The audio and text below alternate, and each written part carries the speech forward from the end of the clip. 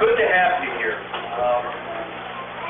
Didn't know we had so many butterfly enthusiasts. It does my heart good, it really does.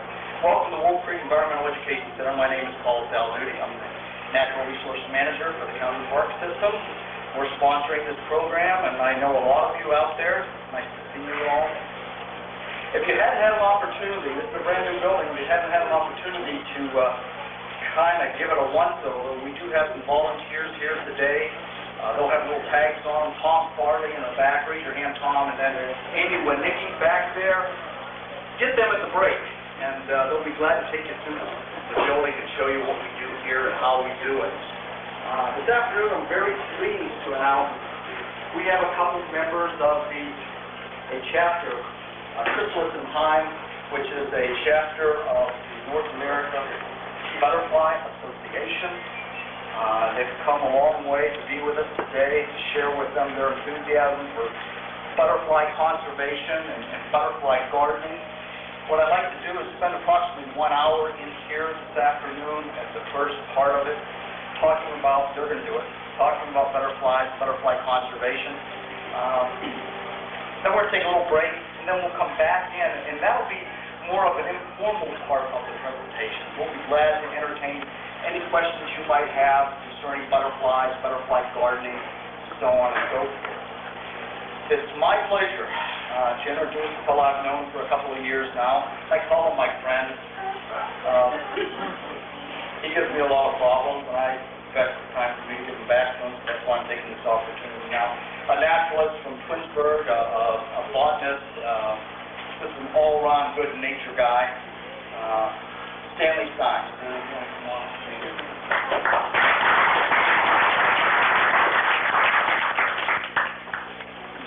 The only reason I agreed to show up today was I thought Paul Saltucci would have retired by now.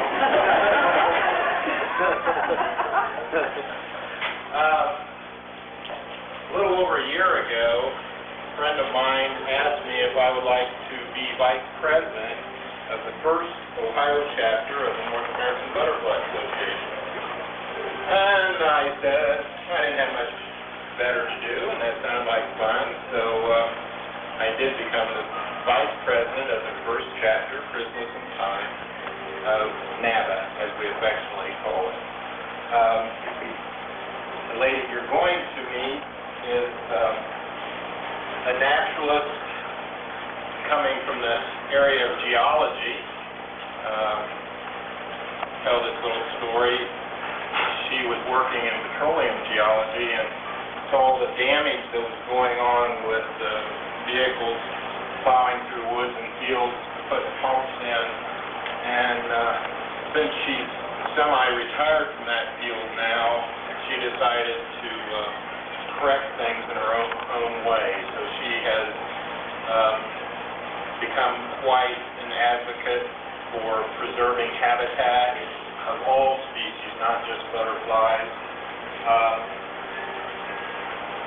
So when she asked, do you want to be vice president, I said absolutely. So anyway, this chapter now is still the only North American Butterfly Association chapter in Ohio, but part of our mission is to let you guys, all these groups of people that are interested in butterflies, know that they could start their own chapter. We don't want to be the only chapter in Ohio. Or we can attract membership from the far west of Medina, that's fine. Heck, we'll take them from anywhere.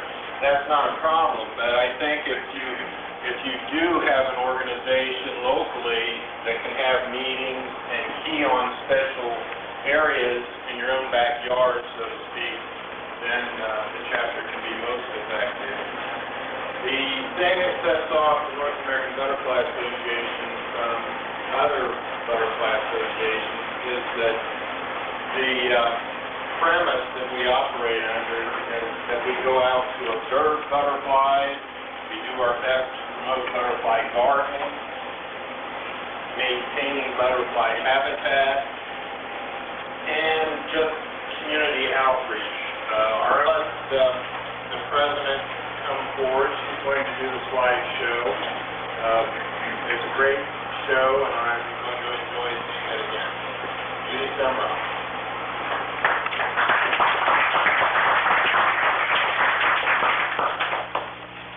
Thank you very much. All of what Stanley has said is very true. I especially like to speak to groups such as yourself, because you live in an area that can have more impact on butterfly habitat than you may realize. We have a lot of open space that still hasn't been totally developed yet, and we're going to be talking about ways that you can help the species that you have here, as well as attract more species. We have a little showcase out there showing some of the various butterfly species that can be found in this area and around Northeast Ohio. Depending on how you deal with your own land or your neighbors deal with their land, parcels that deal with their land, you can make quite an impact on what you find here and what you attracted here. So we brought some handouts, and they're in the back, and I just wanted to give you a quick overview of what we had. First of all, there's a kind of a cream-colored sheet that's called Basics of Butterfly Gardening. It talks about pretty much all aspects of butterfly gardening, and while a lot of people just plant and garden to attract the adults, which would be the actual butterflies, we want to stress the importance of planting the various plants that attract the caterpillars and the eggplants that get the whole cycle through your garden.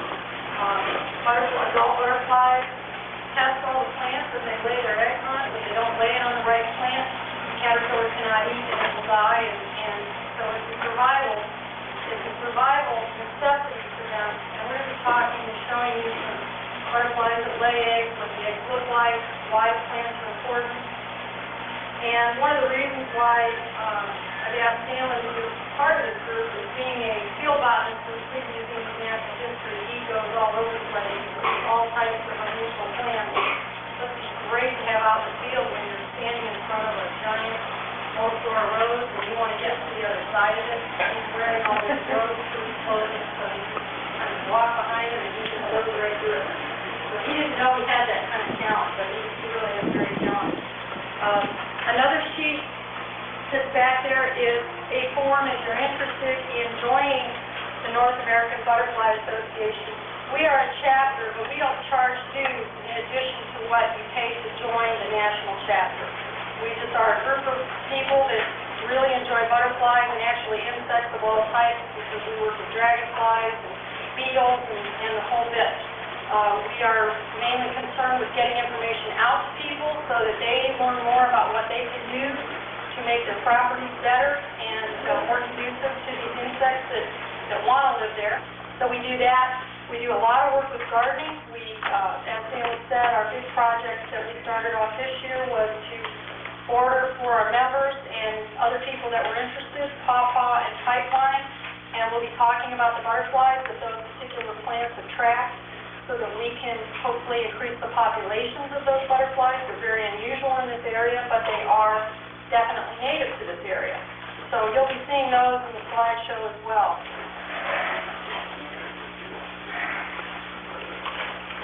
Okay, start off with the first, what we like to try and do. I'm going to kind of stand over here in the corner. What we try to promote is, first of all, habitat, and second of all, this particular plant is called Joe Pye wheat, and if you aren't familiar with it or don't know it, and you want to do serious butterfly gardening, you need to find this plant and get it. It can grow anywhere from 6 to 9 feet tall, but as you can see, you've got a female tiger swallowtail, a male tiger swallowtail, and a dark form female tiger swallowtail, all in the same plant. It's a great nectar plant, but we also want to stress the fact that butterfly gardening can involve all kinds of other insects in addition to the butterflies. One thing that Medina County has lost because of the development that has happened, and a lot of places have too, is your meadow-type fields. Those are the best habitat for butterflies. Those of you that may have a 5 or 10 acre parcel of land, or your neighbors do, and you mow every part of it, that is the worst thing you can do if you'd like to attract butterflies. If you don't spray your grass and you just mowed what was there when you moved there or have been there for years, and you would let it grow back, you will find that you might have quite a few species of wildflowers that are already in the seed bank, and they will come back if you would just let them. One of the things that we don't see as much are the roadside, as you go down a country road, you don't see the meadows anymore. You don't see fields of goldenrod, which, by the way, does not cause hay fever. All of these plants are excellent nectar sources for the adult butterfly, as well as plants that the caterpillars need to eat in order to make their chrysalises to continue the cycle. Okay, one of the other critters or creatures that we pay a lot of attention to are dragonflies and damselflies, because they are a group that we aren't seeing as much anymore because of habitat destruction, but mainly because we don't know what we have. It's hard to know what we're losing. So we're trying to start in various areas to try and describe what is located in the area, and then as those species decline, then we can get a better idea of what it is that we're missing. This particular dragonfly is a darner, and this is the face region here. These are the eyes. Okay, they have large compound eyes. The wings, of course, attach here. Dragonflies are not going to bite you or get in your hair or all those kinds of things. They're really interested in bugs, and they are just the best as far as picking mosquitoes out of midair, horseflies, deer flies, they love them all. So if you have a small pond or you live near an area that might have some wet soil in it, dragonflies lay their eggs in the water, and the larvae for them are underwater for anywhere from 6 months to 5 years as a little predatory larva. And when they hatch, they barely live a couple of months as an adult dragonfly. Most of their life is spent in the larva. So we have found that we want to promote more of the dragonfly gardening as well, but anything you do for butterflies is going to be great for dragonflies.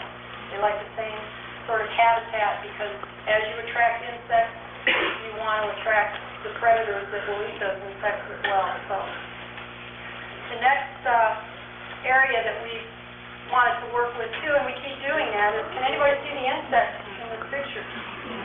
Okay? Yeah. Can you see it? Yes. Okay. Again, this is Joe Fireweed, same shot we saw earlier, but this is a walking stick. And you see a leg here, and a leg there, and a leg there, and some antenna here, and the face is up here. That insect right there is about as long as a pencil without it being sharpened, okay? Another great insect to have, because you're also introducing diversity. With the more different types of plants you have, you introduce a great diversity for your insects. So we look and study just about everything when it comes to the insect world.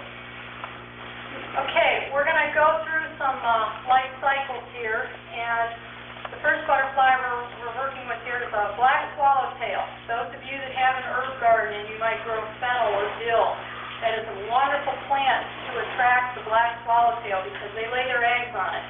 And the eggs are very small. That's about the size of a sprinkle that you might put on a cupcake, a really small sprinkle. And we'll be seeing some other eggs later on that give you a better idea of the size.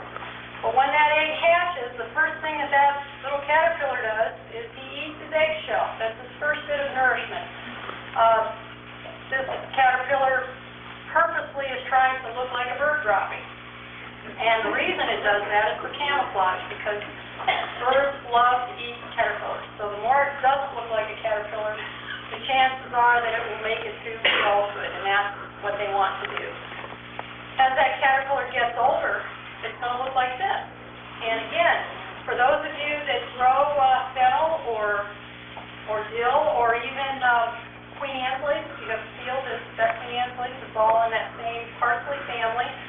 Look on these mid to late summer. You may find caterpillars of the black swallowtail. As you can see, it changes from being a young caterpillar to looking this manner when it gets ready to make its chrysalis. Now the chrysalis doesn't look anything like the caterpillar in this case, but when it's ready, it finds a plant. It usually goes to a high spot. It doesn't usually put its chrysalis down low to the ground. But it uses a silken thread that it weaves. It uses it as a girdle to tie it to the branch, and it also has a pad here that it makes out of silk. And it will stay like that throughout the whole winter. And on this shot, you can't see this well, but we will look at some of the other shots where you can actually see the face of the butterfly inside here. And the antenna will come down, and you'll see the wing patterns as well. This butterfly won't hatch out during that same summer that this was created. It'll hatch out the next spring, which is what will happen now. It's going to, get a chrysalis for over winter like this. Chipmunks, when they're not actually in their hibernation state, will look for these woodpeckers, like to look for cocoons of large moths to eat them. So the idea is to camouflage it as much as possible.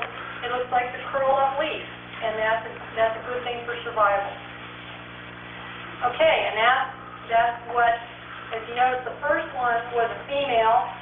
Looks different than the male. This is the same black swallowtail, only it's the male of the species on lilac. That's another great plant that you can plant for butterflies with lilac. Now this little guy is probably about as long as if you take the joint of your pinky finger and take it out to the nail, that's about how long this caterpillar is. Now, when they're very young, when they first hatch out of their eggs, it's very easy for them to fall off the leaf they're on. So they weave this silken pad, and during the night, some butterfly caterpillars will even weave the entire leaf together, so that during the night the dew doesn't get on them or a rainstorm doesn't affect them. But they weave this pad, and it's got friction to it, so that is what helps them stay on the leaf. So strong winds and things don't blow off before their feet are really in a good position to hang on well. As this grows larger, it looks like this. Some of the kids in the audience, tell me what you think that looks like. Like what? Yeah, that's a great answer. That's exactly what it's trying to look like. It's trying to look like the head of a snake or a totally different animal. Now, you might think that these are their eyes, but actually their eyes are down here. As you can see, this has got like a ridge to it, the black part. It's just a flap of loose skin to give it some texture. The idea is if a bird or something tries to eat it and it attacks it here thinking that it's their face, it won't actually get to the real part of their face, which is down here. The other thing that this caterpillar will do is it will raise up, and half of its body will be up in the air, and its face will curve down, and it looks like a snake's head. And again, it goes into that warning-type mechanism when it feels like it's being harassed by another creature that's trying to eat it. This is the larva of the sightbush swallowtail. And again, it's starting to make its chrysalis, and as you can see, in order to get rid of its skin and get ready to be a butterfly, again, it puts that pad down here. It's in the process right now of making that silk girdle that will hold it to the branch. But go back just a second here. As you see these spots along the side, caterpillars, most of the time, most species of caterpillars breathe from their spiracles, which are openings along the side of the caterpillar that provide air to them. When they go to make their chrysalis, they fill their skin with air. And as you can see, these don't look as dark, because now there's a layer of air between this skin and the butterfly that's starting to form underneath. As we go one step further, as you can see here, it's starting to split the skin. Now the spiracles are down in here, but they look totally different now, because the skin is starting to split. The girdle is made, it backs off with its face, so it's no longer hanging on the tree or on the branch, and it will continue to do this. Now this will happen over a period of hours. Now the skin is continuing to split down the back, so this is just like unzipping your coat and taking your coat off. You take it off one arm at a time, this slowly peels its way down. The face now of the butterfly is up here. The palp, which is part of the face, is up here. The wings are starting to form right into this region here. And you can start to see that now it's taking more of an exterior shape of the body of a butterfly. The thick part that you see here will be the middle part of the butterfly, the part of the thorax and the abdomen that will make up the rest of the butterfly. I'm going to back up just for a second because I'm going to show you these legs. Caterpillars have more than just the three pairs of legs that you see here. here, there's more legs that run along the side, but as the body starts to change to the butterfly, those legs become absorbed into the body. But these three pairs of legs will become the legs of the butterfly. So, moving forward again, these legs here you see them here, but actually that's just the skin that has slid down, and those legs that were up here have now been folded into the inside of the chrysalis. And when it's all done, it looks like that. And again, it will winter over looking just like that. The camouflage colors are specifically made to look like whatever they're on and to offer them protection throughout the winter. And there's the adult.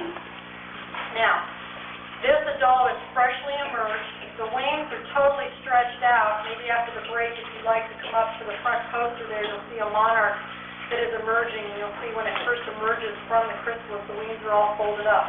It takes it anywhere from about 20 minutes to an hour and a half for the fluid to spread down into all the veins of the wings and allow the wings to expand to their total length. Each of these small little dots you see in there are all individual bark-like scales. That's what makes up the color. And they will come off if you touch it. That's exactly right. So you don't want to handle butterflies a lot. What, honey? Moths do. Absolutely. Very good.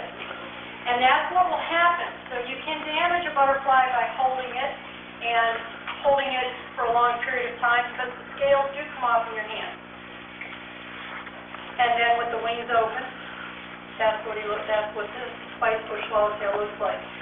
Now, for those of you that have wooded areas or even any kind of area where you can garden, this is the spicebush. And that is the plant that the spicebush swallowtail will lay their eggs on. Of course, this is in the spring when it's first starting to bloom and the leaves aren't out. This is a great plant to have in your garden. It is a native plant, so if you look at nurseries and things for purchasing them, that would be a wonderful thing to have. And spicebush swallowtails are flying all the time, so you can easily get a pair, female, to come and lay their eggs on the plant so that the cycle can continue. Okay, this is a zebra swallowtail, and this is one of the butterflies that we're really hoping to promote. The fact that there are very few of them around. We don't see very many of them because their host plant that they need for their caterpillars is the pawpaw tree. There's an egg. There's a thumb. Kind of gives you an idea of the size. This is a pawpaw tree. It's got large leaves to it. These are the newly emerged leaves, so obviously they're kind of small, but as you can see, that egg is very tiny, and that caterpillar's got a long way to go before it gets to a butterfly. So the more help we can give them, the better off they'll be. This is the caterpillar for it, and some of the swallowtails have this warning device called an osmentarium. When they are shaken or annoyed, they stick that little two-pronged looking device out, and it smells terrible. And the idea is to discourage anything that might be shaking vibrating the leaves at all, like a bird landing on a branch nearby. Again, as you can see, it has made a silk pad also, with which to help it keep grip. Now, we talked about those legs that the body absorbs. Here they are, right here. See how large they are compared to the ones up here? These are the legs that will turn into the butterfly legs, and these legs will be absorbed into the body. Swallowtails and butterflies of all types love to puddle. And what they're doing here, and it's always the males of the species, they get into a stream bank or a mud area and they get their tongues, and this is the tongue right here. Okay, and here's the tongue here. And what they're doing is they are soaking up. As you can see, this tongue comes out like this, it goes down to the rock, and then it's laying on the rock right here. They are picking up minerals, part of the moisture that's on the rock that's in the stream bed. That's usually where you find them puddling. The males, in the reproduction aspect of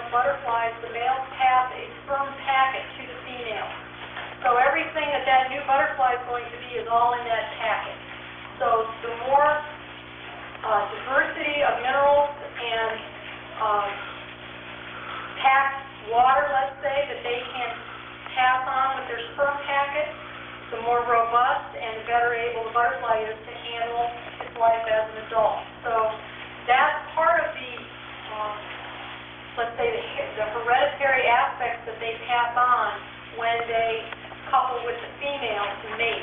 So when you see butterflies cuddling, usually like in a woodland stream or a wet area, that's what they're doing. You're looking at all males that are adding those minerals to their sperm packet. And I think my favorite shot is this one. Again, a zebra swallowtail on a viper's bug wasp. Again, look how long the tails are. You have a zebra swallowtail specimen in your little shadow box out there. It's a beautiful butterfly, and there's no reason why we can't find a lot of those flying around Medina County, given the right usage of the habitat. So that's kind of a target species for our group this year. What kind of plant was that on? Vipers, bug wasp, BUGLOSS. Another important plant, especially in early spring, is phlox. This is garden phlox, but there's woodland phlox. This is a native plant. Again, it's got that long tubular flower that hummingbirds and butterflies like to nectar off of. This is the other butterfly that has become our poster child, so to speak, for this year. This is a pipevine swallowtail. And as you can see, the wings are very, very dark on the top, but the iridescence of the blue in the lower wings, and for those of you that maybe aren't familiar, butterflies do have 4 wings. These are called the fore wings that are in the front, and these are called the hind wings that are in the back. And part of the reason why swallowtails have the tails is, again, it's kind of made to look like possibly a nose if a bird is looking at it, and they will attack the tail rather than coming up and attacking the face. And if they should happen to get one and pull it off, then there's a very good chance that the butterfly will still live because it's just losing part of the wing. Now, these are the caterpillars. Now, these little guys are about, maybe a quarter of an inch long right here. When some butterflies lay their eggs, they might lay them singly on one leaf and then fly to the next leaf and lay it. Other butterflies will lay a whole cluster of eggs at one time. Again, when they hatch, they all eat their eggshells, so you don't really see any eggshells there. That one's stand up. And as they grow, it looks like that. It's a gorgeous caterpillar. And again, it's very unusual looking. It's got these longer projections here. And again, they're supposed to look fearsome, again, as they hopefully to keep the predators away. And again, there's another shot with it with its wings open. It's just a gorgeous swallowtail. And with the pipevine, which is a vine that used to be grown a lot more in, say, the 40s and 50s before air conditioning came around, because it's got large heart-shaped leaves, and people would grow them on their porches or over their wooden parts of their porches because it provides great shade and it cools the area off. So it was very much used in abundance. And up in the Cleveland area, you will find a lot of the old neighborhoods, a lot of those homes have pipeline, and they used to have pipeline swallowtail up there all the time. Okay, now we'll get into some of the really small butterflies. The last set that we looked at, the swallowtails, they're about 2 or 3 inches across in wingspan. Now we're getting into some of our smaller guys, and part of the group that we'll see, you'll see that the antenna all have little convict stripes kind of on them. And it's just part of the way that this group is attracted to their plants. This is part of how their camouflage works. This particular butterfly is called a bog copper. Now, we work in many, many different areas. I do all this as a volunteer, but this is one of the rare butterflies that we are trying to locate in Ohio. We've been looking down in various areas on property that the Cleveland Museum of Natural History owns, hoping to find it. Being a bog copper, this butterfly only lays its eggs on small cranberry, which is a plant that requires very acidic soil and constant moisture. This particular shot was taken up in Canada at a bog in London, Ontario. So we are hoping that by getting more familiar with this species, that we could possibly locate it here in Ohio. This is the female of the species, and there's the male. Now that butterfly is about the size of a dime. Okay, so that's the size difference that we're talking between that and the and the swallowtails that we saw earlier. The iridescence doesn't show up here as well as it would in real life, but it's a gorgeous butterfly. It almost looks purple. Sometimes when the light hits it, it's blue. Butterflies are very hard to photograph for those of you that do. These are especially so because as soon as they land on a plant, they immediately turn their wings to the sun for warmth. And so if your head or your camera gets in between them and the sun, they immediately fly. So they're very hard to photograph. One thing, too, to keep in mind with butterflies is they are insects, which means they don't have a regular body temperature. They are controlled by the exterior temperature. So you'll notice that the bodies of most butterflies are very furry or hairy. And you'll also notice that the darker color of the butterfly is right next to the body. The idea of that is to have the sun warm the dark areas, which then in turn warms the body. Butterflies can't fly if they're cold or if it's a cold and rainy day. They need the sunlight. They need these open meadow-type fields where the temperature is more constant. Okay, now, here's another set of eggs, and these are roughly the size of that little tiny one you saw earlier, but this particular butterfly stacks it like a little condominium. You usually don't see more than 3 in a stack, and you rarely see 1, but typically it's 3. This is what a butterfly called the question mark. And when they hatch, the young larva looks like that, and again, the spines are there to deter predators. They're also hopefully to deter people from touching them because some, especially the moth species, their spines will, if you touch them or handle them, they will inject a chemical in your skin and they do hurt, trust me. And we'll see a couple of those coming up here. But some of the butterfly species do it again to make it just look as nasty as possible so that they aren't handled. If a bird tries to eat it, those spines don't go down very easily. So it's one that kind of gets left alone.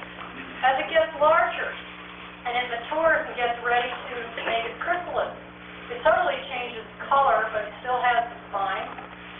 And then when it hatches, that is the question mark butterfly. Now, as you can see, the outside of the wing is very truncated and has all these little curves in it.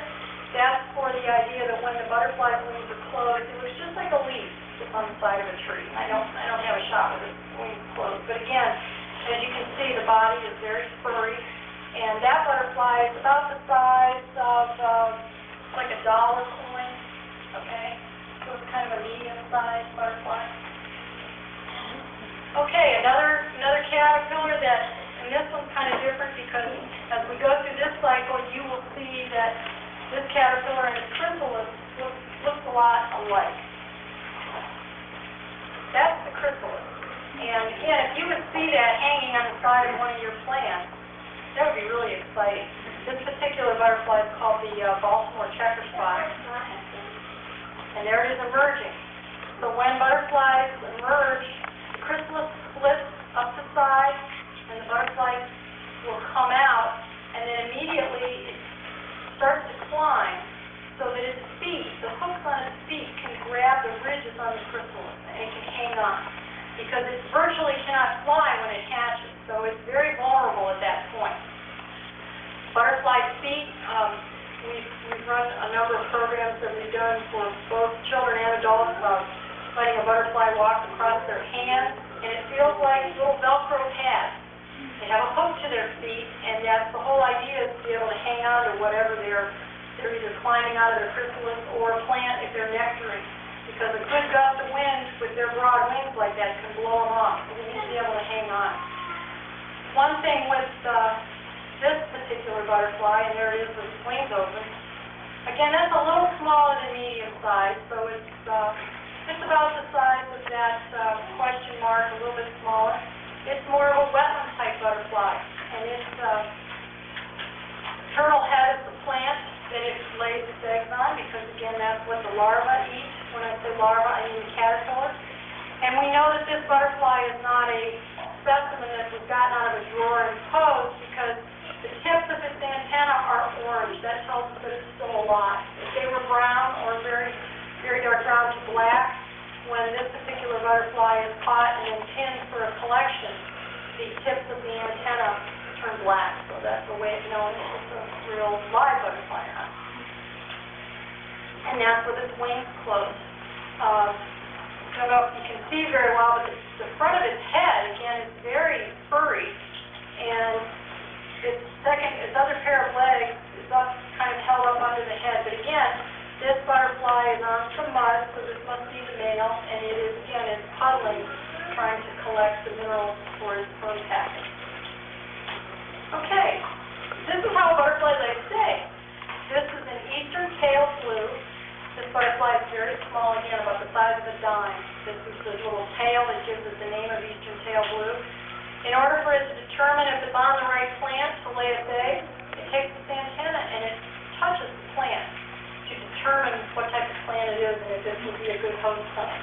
Then the eggs are inside the abdomen, and she curls it down and lays the eggs right on the plant. Now this is red clover, and that's another plant that if you have that in your lawn or in a nearby meadow, that is a wonderful, wonderful butterfly plant, especially for these small little blue butterflies. They love clover, and that is a great, no-nonsense, no-maintenance type plant, especially if you have an area that you don't need to maintain as a flower bed or something. Leave the clover. You will be rewarded with many species. That's the female of the eastern tail blue, and again, it looks very gray in here. As the light hits it and the iridescence changes a bit, it looks a little bit more blue. There's the male. And again, it's just a gorgeous blue. You rarely see these butterflies with their wings open. As soon as they land, they close their wings, and they open their wings when they get ready to take off again, but it's just for that instant that you might be able to catch them. Some of the other groups, other butterflies in that same type of group, very small but colorful, we have the coppers. We have the American copper, and we have the bronze copper. This is the bronze copper. With its wings closed, this looks one way, and with it open, it looks totally different. That's the female. I think I have the male shot over here as well. No, that was the female. I'll back it up again. Again, as you can see, the same type of convict stripes on the antenna. Another meadow-loving butterfly, and again, very small, about the size of a dime. Moving on to some of the other camouflage techniques of butterflies, this is one of our white inside trillium. Now, it's hard to see, and it's a very early butterfly. It's out when spring wildflowers are out. Again, another, it can be more of a woodland, wetland type area butterfly, but most people see a white butterfly and they think, oh, it's a cabbage butterfly, it's no big deal, but you have to remember that those butterflies are busy pollinating your plants as they're moving from plant to plant. Now that one is one of our ones that is a master of the sky, and it is also one of our few butterflies that overwinter as a butterfly.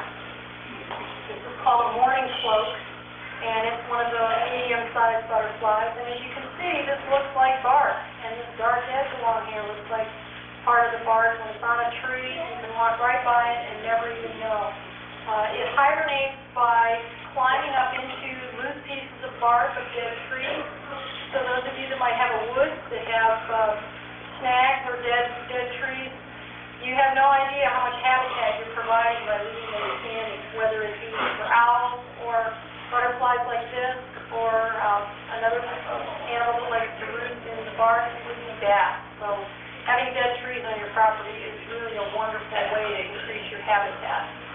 When this butterfly opens its wings, it looks like that, and it's absolutely gorgeous. And again, the dark area next to the body helps, especially with it being an early spring butterfly when the sun is not as bright and warm early in the year. This dark area is much larger than the summer butterfly. This butterfly you can start to be seeing now on very warm days. They will start to come out. And as it gets colder during the night, they'll go back inside the bark. But you may see them flying any time now on bright sunny days where the temperature is slightly elevated. Then we come to the monarch. And most of you know the monarch and know the monarch caterpillar. This particular group does not make that silk girdle, and it doesn't lean itself against a stem. Monarchs the caterpillars have to eat plants in the milkweed family. So those of you that might have milkweed growing on your property or in your road ditch, those are wonderful plants to have. And again, this is in what they call the J position, getting ready to split its skin to become the chrysalis.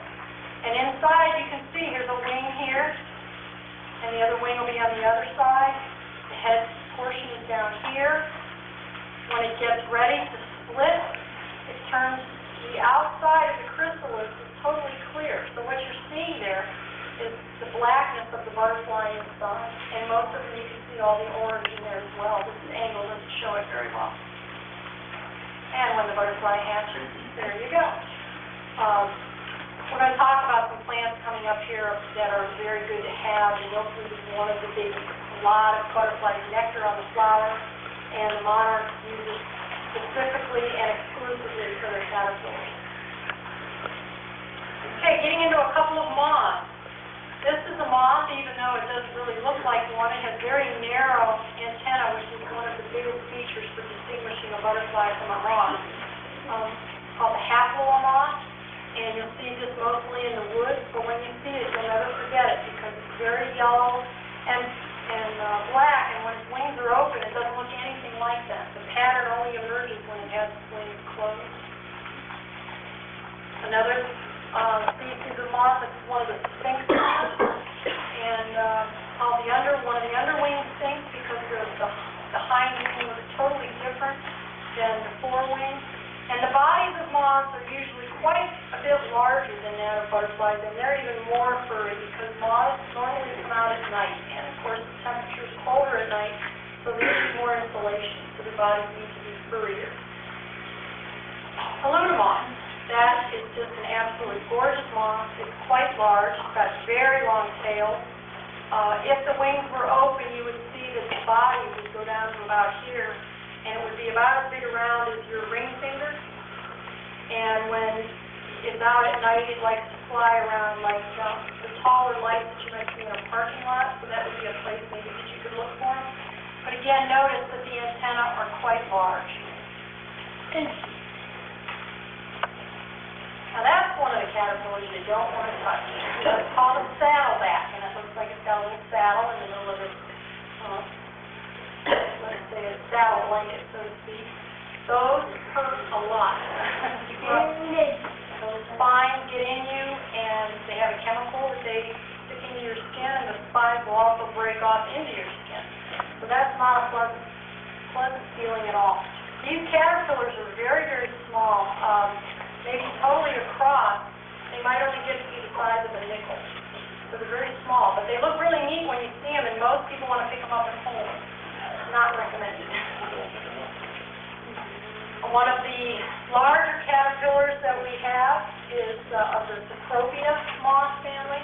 Many of you may have seen this moth in a garage or a barn. It's got a large wingspan. It can be like 5 inches across, 6 inches across.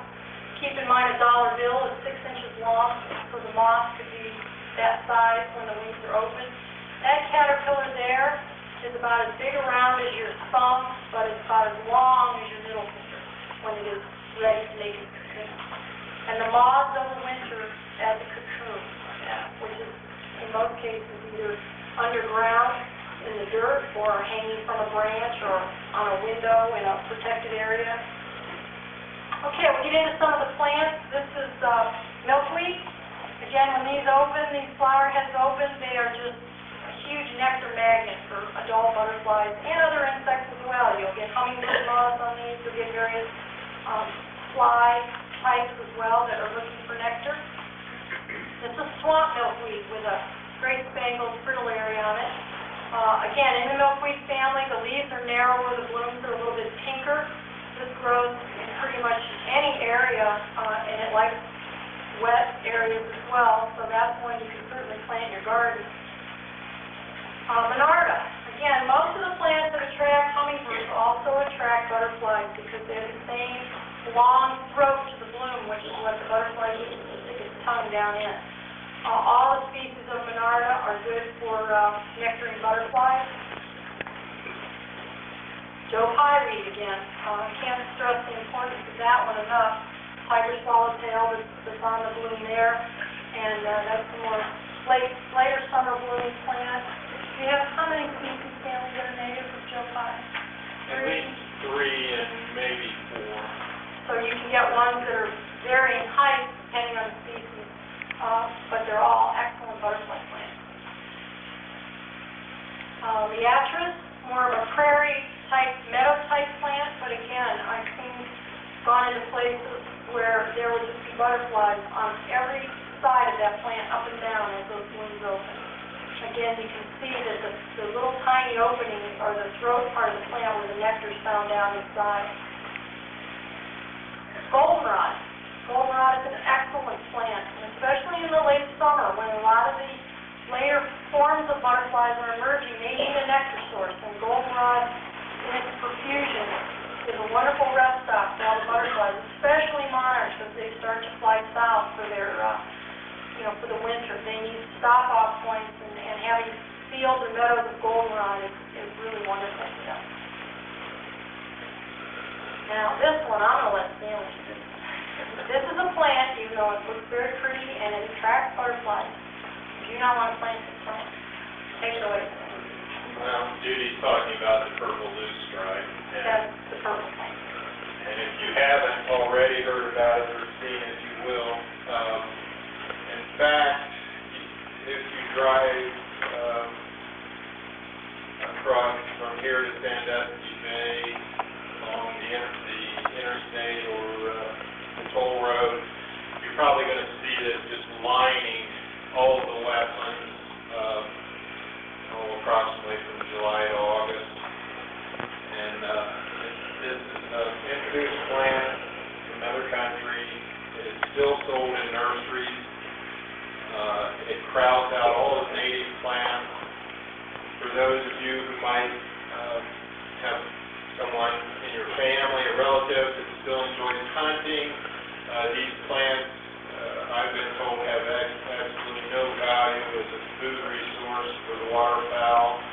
Even if you're not involved in hunting, if you're simply a bird watcher, these will not contribute to the food of the larger creatures. They are, however, as many people have pointed out to me, used for nectar sources of butterflies.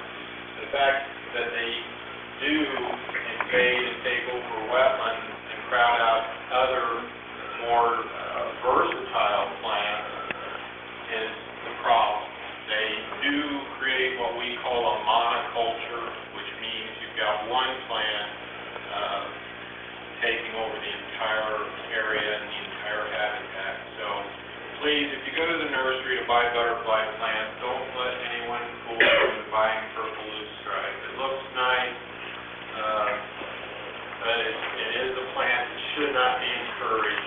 If you plant it near a wetland, wet spot in your yard, a drainage ditch, it'll be full of that plant before you know it, and all the other plants will be excluded. Hey, a couple of the dragonfly species that we've found this year to be very rare. We found them in Singer Lake down in southern Summit County, an area that the museum is working very hard to preserve, one of the largest bog systems in the state of Ohio. We found 3 rare species of dragonflies there, and this is one of them. It's called the chalk-fronted corporal. Dragonflies, a lot of times fly so quickly past you, it's hard to see what they even look like.